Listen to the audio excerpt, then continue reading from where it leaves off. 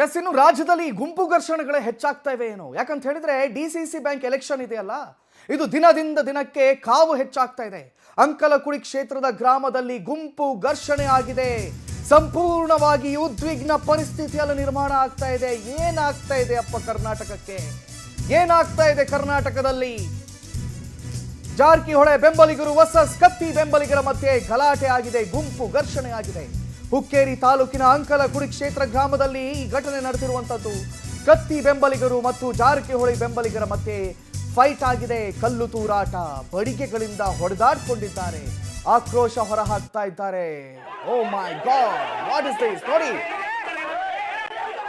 ಕಲ್ಲುಗಳನ್ನ, ದೊಡ್ಡ ದೊಡ್ಡ ಬಡಿಗೆಗಳನ್ನ ಹಿಡ್ಕೊಂಡು ಸಿಕ್ಕ ಸಿಕ್ಕ ಕಾರುಗಳನ್ನ ನುಜ್ಜುಗುಜ್ಜು ಮಾಡುತ್ತಾ ಇವರೆಲ್ಲರೂ ಕೂಡ ಬಡಿದಾಡ್ಕೊಳ್ತಾ ಇದ್ದಾರೆ. ಯಾವುದಕ್ಕೋಸ್ಕರ? DCC bank ಎಲೆಕ್ಷನ್ಗೋಸ್ಕರ. ಪಿಕೆಪಿಯ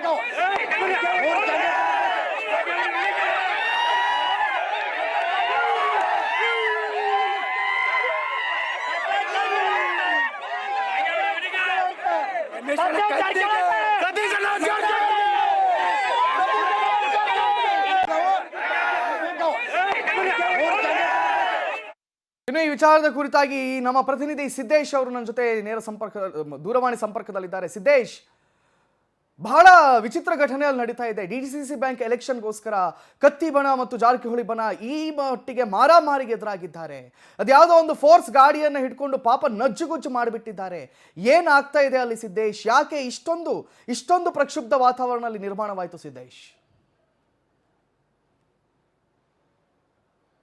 ಅತ್ಯಂತ ಕಾವು ನೀಡುತ್ತಿರುವ ಏನು ಇದು ಹುಕ್ಕೇರಿಯ ಡಿಸಿಸಿ ಚುನಾವಣೆ ಏನು ಒಂದು ಚುನಾವಣೆ ಪ್ರಚಾರ ಇದೆ. ಇದೊಂದು ಏನಂತಂದ್ರೆ ಯಾವುದೇ MLA ಚುನಾವಣೆ ಆಗಿರ್ಬೋದು ಮತ್ತೆ MP ಚುನಾವಣೆ ಆಗಿರ್ಬೋದು, ಅದನ್ನು ಕೂಡ ಮೀರಿಸುವಂತ ಚುನಾವಣೆ. ಯಾಕಂತಂದ್ರೆ ಕರ್ನಾಟಕ ರಾಜಕೀಯದಲ್ಲೇ ಎರಡು ದಿಗ್ಗಜ ಕುಟುಂಬಗಳು ಇಲ್ಲಿ ನೇರವಾಗಿ ಏನಂತಂದ್ರೆ ಅಖಾಡದಲ್ಲಿ ಇಳಿದದ್ದು.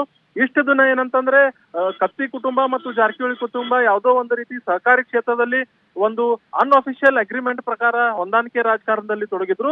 ಇದೇ ಪ್ರಪ್ರಥಮ ಬಾರಿಗೆ ಏನಂತಂದ್ರೆ ಹುಕ್ಕೇರಿ ಕ್ಷೇತ್ರದಲ್ಲಿ ಡಿಸಿಸಿ ಚುನಾವಣೆ 40 ವರ್ಷಗಳ ಬಳಿಕ ನಡೀತಾ ಇರೋದ್ರಿಂದ ಆ ಹುಕ್ಕೇರಿ ಚುನಾವಣೆ ಡಿಸಿಸಿ ಬ್ಯಾಂಕ್ ಸದ್ಯ ರಾಜ್ಯದಲ್ಲಿ ಗಮನ ಸೆಳೆತಿರುವುದು ಈಗಾಗಲೇ ಸರ್ವೇ ಸಾಮಾನ್ಯ ಮತ್ತೆ ಎಲ್ಲರಿಗೂ ಗೊತ್ತಿರುವಂತದ್ದು. ಈಗ ಕೂಡ ಹುಕ್ಕೇರಿ ಕ್ಷೇತ್ರದ ಅಂಕಲಗುಡಿ ಕ್ಷೇತ್ರದ ಏನು ಗ್ರಾಮದ PKPS ಏನು ಠರಾವ್ ಪಾಸ್ ಮಾಡುವ ವಿಚಾರಕ್ಕಾಗಿ ಅಲ್ಲಿ ಒಂದು ಗಲಾಟೆ ನಡೆದಿರುವಂತದ್ದು.